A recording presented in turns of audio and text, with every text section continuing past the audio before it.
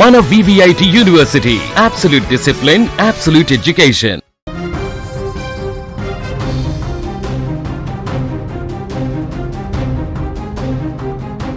భారీ వర్షాలకు దేశ రాజధాని ఢిల్లీ అతలాకుతలమైంది. నిన్న కుండపోత వానకు ఢిల్లీలోని పలు ప్రాంతాలు మునిగిపోయాయి. మరికొన్ని ప్రాంతాలు జలమయమయ్యాయి. ప్రధాన రహదారులపైన ట్రాఫిక్ భారీగా స్తంభించడంతో జనజీవనం అస్తవ్యస్తమైంది. దక్షిణ ఢిల్లీలోని మెహ్రౌలీ, బదర్పూర్ రోడ్డులో పరిస్థితి పూర్తి జలమయంగా మారింది.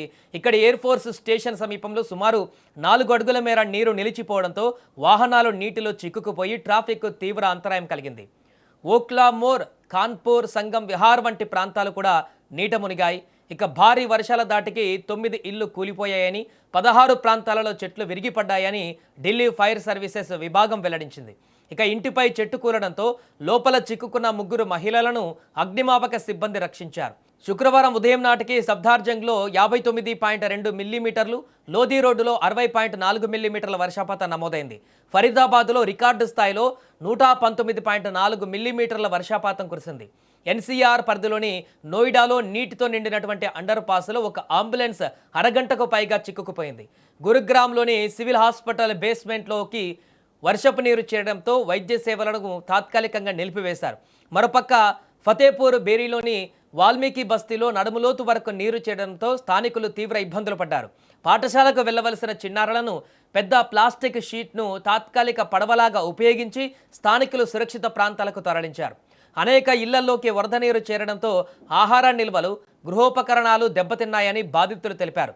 దీంతో పాటు మహిపాల్పూర్ టీ పాయింట్ వద్ద నీరు నిలిచిపోవడంతో విమానాశ్రయం, గురుగ్రామ్, వసంత్ విహార్ వైపు వెళ్లే వాహనాలు భారీగా నిలిచిపోయాయి.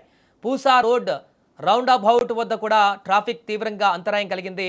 ఛత్తర్పూర్ ప్రాంతంలో విద్యార్థులు మోకాలి లోతు నీటిలో నడుచుకుంటూ పాఠశాలలకు వెళ్లవలసిన పరిస్థితి ఏర్పడింది. తూర్పు ఢిల్లీలోని షకర్పూర్, మండావాలి ప్రాంతాలలో రోడ్లపైన నీరు నిలవడం, గుంతలు కనిపించకపోవడంతో అనేక ప్రమాదాలు జరిగాయని ఈ రిక్షా డ్రైవర్లు తెలిపారు. వర్షపు నీరు బ్యాటరీలోకి చేరడంతో తమ ఆదాయం తీవ్రంగా పడిపోయిందని, లిథియం బ్యాటరీ దెబ్బతింటే 60,000 నుంచి 80,000 వరకు నష్టం వస్తుందని వారు ఆవేదన వ్యక్తం చేశారు. ఇక ఈ పరిస్థితిపైన రాజకీయ విమర్శలు కూడా వెల్లువెత్తాయి.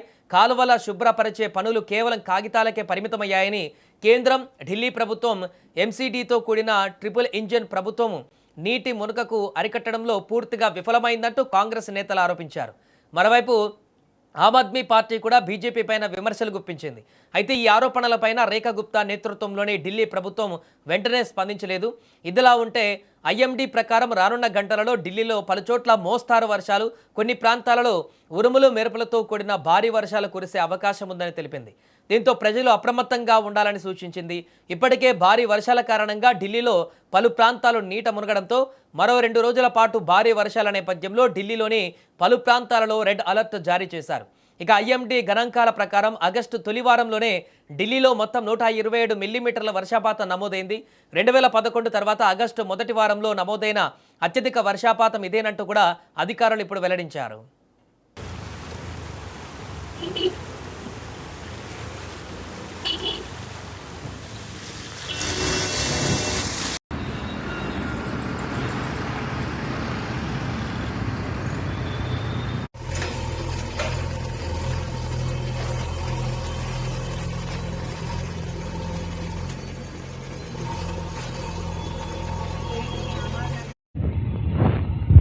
दो गाड़ियाँ खाली जा रही हैं